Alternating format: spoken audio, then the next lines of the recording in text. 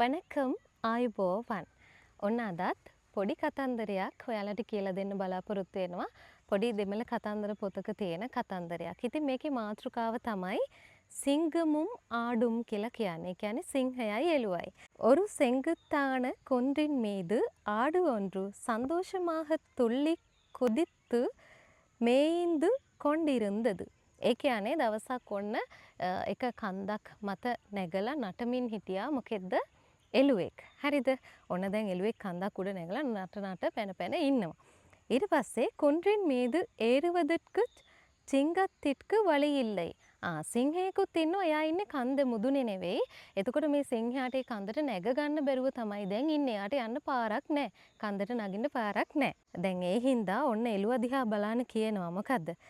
என் அருமை குழந்தையே இங்கே சமவெளியில் ஏராளமாய் புல் பூண்டு இருக்கும்போது இம்மாதிரி ආපත්තාන කුන්றிන් மீது ஏறலாமா? දැන් එතකොට හරි ආදරෙන් වගේ අහනවා මගේ ආදර දරුවෝ මොකද මේ මෙච්චර මේ තැනිතලාවේ හොඳට තනකොළ ගස් වැල් එහෙම තියෙනකොට ඔයා ඔය කන්දක් මුදුන නැගගෙන ඉන්නේ මේ මෙහෙට එන්නකෝ කියලා කියනවා. කීලේ ඉරංගි වා ඒ කියන්නේ බිමට බහැලා එන්න කියලා කියනවා ඔන්න. என்று சொல்லியது සිංකත්තින් වංශගත්තයි ආඩු තෙරඳු කොණ්ඩදු. දැන් එතකොට එළුවා මොකද කරේ එකපාරට බිමට බහැලා ආවේ නැහැ. සිංහයා කවුද කියලා දන්නවනේ. එතකොට එළුවා කල්පනා කරා මේ කපටිකමට තමයි මේ මට සිංහයා කතා කරන්න කියලා. අඩඩා එන්න අනුදාපම්. උන්නුடைய පුත්තිමදික්කාහ අනේක වන්දනංගල්. මොකද මේ අනුකම්පාව? ඔයාගේ මේ බුද්ධියට මං ගොඩාක් වන්දනා කරනවා ගරු කරනවා කියලා කියන ඕන්න එළුවා.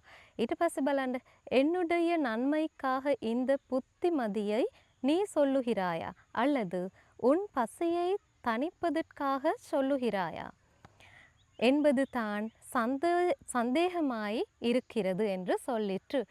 ඊට පස්සේ මොකද මේ එළුවා කියන්නේ? මේ මගේ යහපත ගැන හිතලාද ඔයා මට එන්න කියන්නේ? එහෙම නැත්නම් ඔයාගේ බඩගින්න නිවා ගන්නද කියලා මට සැකයි කියලා කිව්වා. දැන් එතකොට මේ එළුවා සිංහයා කියන දේ අහලා බිමට බැස්සේ නෑ.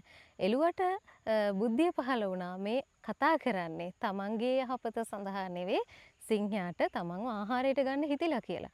ඉතින් මේකෙත් තියෙන උපදේශයක් හැම විටම තමන්ගේ යහපත සලසන්නේ බුද්ධිය කියලා තමයි කියන්නේ. අපි කොච්චර ඉගෙන ගත්තත් අපිට බුද්ධියක් තියෙන්න ඕනේ ඒ වෙලාවට මොකද කරන්න ඕනේ කියලා හිතන්න. මොකද කවුරු හරි මොන හරි දෙයක් කිව්වොත් ඒක එකපාරට කරන්න යන්න හොඳ නැහැ. මොකටද මේ කියන්නේ? මොකක් හින්දාද මේ කියන්නේ කියලා අපිට කල්පනා කරන්න බුද්ධිය තියෙන්න ඕනේ. එහෙම වුණොත් තමයි තමන්ගේ ජීවිතේ ලස්සනට ගොඩනගාගෙන යන්න පුළුවන්.